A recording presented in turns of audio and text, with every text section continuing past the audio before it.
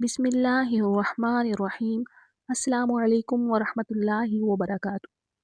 हज़रत अली करमुल्लाह वजहू फरमाते हैं कि मैं जब भी नबी सल्लल्लाहु अलैहि वसल्लम से कोई हदीस सुनता था तो अल्लाह ताला जैसे चाहता था मुझे उससे फ़ायदा पहुंचाता था, और जब कोई दूसरा शख्स मुझसे नबी सल्लल्लाहु अलैहि वसल्लम की कोई हदीस बयान करता तो मैं उससे उस पर कसम लेता।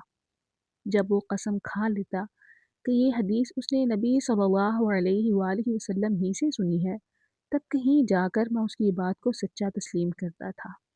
मुझसे हज़रत अबू बकर सिद्दीक़ रदियल्लाहु ताला अन्हु ने ये हदीस बयान की है, और वो ये हदीस बयान करने में सच्चे हैं कि उन्होंने जनाब रसूलुल्लाह सल्लल्लाहु अलैहि वसल्लम को ये फरमाते हुए सुना है कि जो आदमी कोई गुनाह कर बैठे, फिर वज़ू करे और खूब अच्छी तरह करे, उसके बाद 2 रकत नमाज पढ़े और अल्लाह से अपने उस गुनाह की मुआफ़ी मांगे, तो अल्लाह ताला उसके गुनाह को यकीनन मुआफ़ फरमा देगा।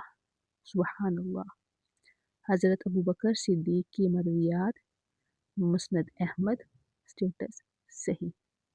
अगर वीडियो अच्छी लगे तो प्लीज़ लाइक शेयर कर दें।